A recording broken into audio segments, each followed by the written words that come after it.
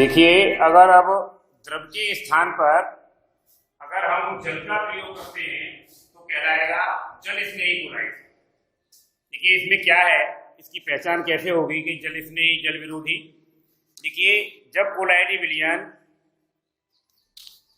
परिक्षिप्त जो प्रावस्था है उसके आधार पर जब इसे बनाया जाता है तो जैसा इसका अर्थ है द्रव स्नेही यानी सॉल्वेंट लविंग, तो ये कोलाइडी विलयन सॉल्वेंट के संपर्क में आने पर आसानी से कोलाइडी अवस्था में परिवर्तित हो जाता है।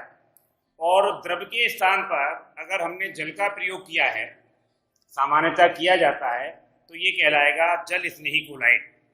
जैसे उदाहरण के तौर पर आपका जो एग्जाम्पल है इसके लिए, इसको हम अगर जल प्रयोग कर रहे हैं तो कहलाएगा ये जल स्नेही कोलाइड।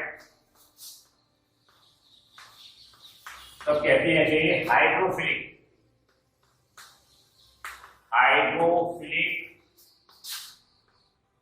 कोलाइड। एग्जाम्पल है इसका स्टार्च, गोंद, आटा। अब देखिए, अगर आप स्टार्च ले लें या गोंद ले लें, इसे केवल आप पानी में डाल दें और पानी को थोड़ा हिला दें तो आपका कोलाइडी विलयन बन जाता है। तो आपका आसानी से कोलाइडी विलयन बन जाता है। और इस प्रकार से जो कोलाइडी विलयन आपका बन रहा है, ये कोलाइडी विलयन आपका बन जाता है आसानी से।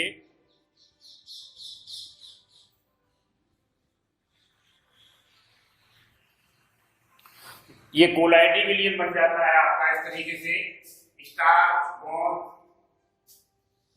और जो द्रव विरोधी कोलाइड है आपका, या ये कहें जो जल विरोधी कोलाइड है, वो उसके संपर्क में आने पर आसानी से कोलाइडी अवस्था में परिवर्तित नहीं होता है। दूसरी बात, ये जो जल स्नेही कोलाइड है आपका, अगर इसमें कोई भी वैद्युत अपघट्य पदार्थ को डाला जाए तो वैद्युत अपघट्य पदार्थ को डालने पर ये आसानी से अवक्षेपित नहीं होते हैं, प्रेसिपिटेट नहीं होते हैं। अगर ये प्रेसिपिटेट हो भी जाएं तो इन्हें पुनः कोलाइडी अवस्था में लाया जा सकता है, इसलिए इन्हें रिवर्सिबल कोलाइड भी कहते हैं। उत्क्रमणीय कोलाइड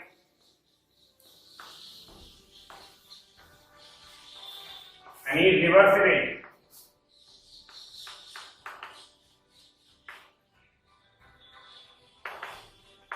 रिवर्सिबल कोलाइड भी कहा जाता है। कहने का अभिप्राय ये है, जो पदार्थ जल या विलायक के संपर्क में आने पर या हिलाने पर या हल्का सा गर्म करने पर आसानी से कोलाइडी विलयन बना लेते हैं तो वो द्रव स्नेही कोलाइड कहलाते हैं। अगर द्रव स्नेही के स्थान पर कोई अन्य पदार्थ हमने जैसे मान लो जल लिया हुआ है तो वो कहलाएगा आपका हाइड्रोफिलिक। केवल लायो के लिए हाइड्रो शब्द आ गया है आपका। दूसरी बात, अगर कोई भी हम वैद्युत अपघट्य पदार्थ मिला दें तो द्रव स्नेही कोलाइड आसानी से अवक्षेपित नहीं होते हैं।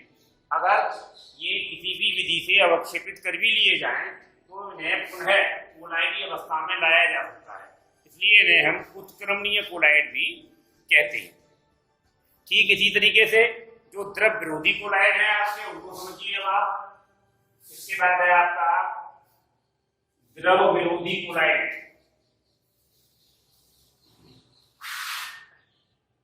द्रव विरोधी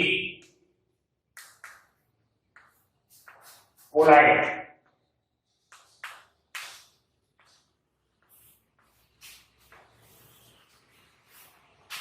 द्रव विरोधी कोलाइड तो इसे कहेंगे लायोफोबिक कोलाइड। लायोफोबिक यानी वे पदार्थ जो प्रक्षेपण माध्यम के संपर्क में आने पर तुरंत कोलाइडी विलयन का निर्माण नहीं करते हैं तो उन्हें द्रव विरोधी कोलाइड कहा जाता है। इस प्रकार के जो कोलाइडी विलयन हैं उनको बनाने के लिए विशेष तकनीकों का प्रयोग किया जाता है, और विशेष जो तकनीक है उनका अध्ययन बाद में किया जाएगा।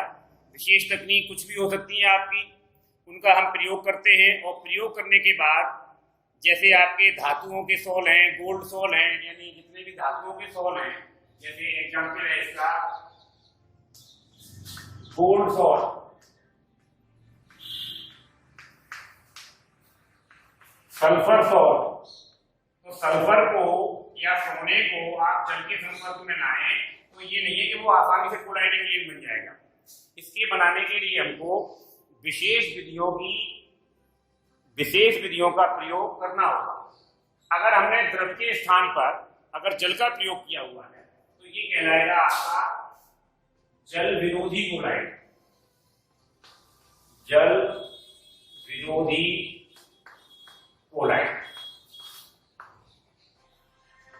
हो गया आपका हाइड्रोफोबिक कोलाइड। ये हो गया आपका हाइड्रोफोबिक कोलाइड। तीसरी बात, ये जितने भी जल विरोधी कोलाइड्स हैं, जब इनका निर्माण हो जाता है विशेष विधियों के द्वारा, इनमें अल्प मात्रा में वैद्युत अपघट्य पदार्थ डालने पर ये तुरंत अवक्षेपित हो जाते हैं, और अवक्षेपण होने के बाद इन्हें पुनः कोलाइडी अवस्था में नहीं लाया जा सकता है। इसलिए इनको फिर कहा जाता है अनुत्क्रमणीय कोलाइड।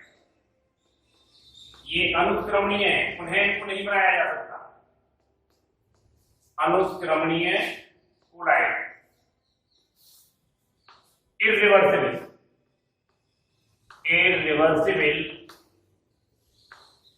कोलाइड, ये है। तो इस तरीके से जो आपके कोलाइडी विलयन आसानी से जल के संपर्क में आने पर कोलाइडी विलयन बना लेते हैं तो वो आपके द्रव स्नेही, और जो नहीं बनाते हैं वो आपके कहलाते हैं द्रव विरोधी कोलाइड।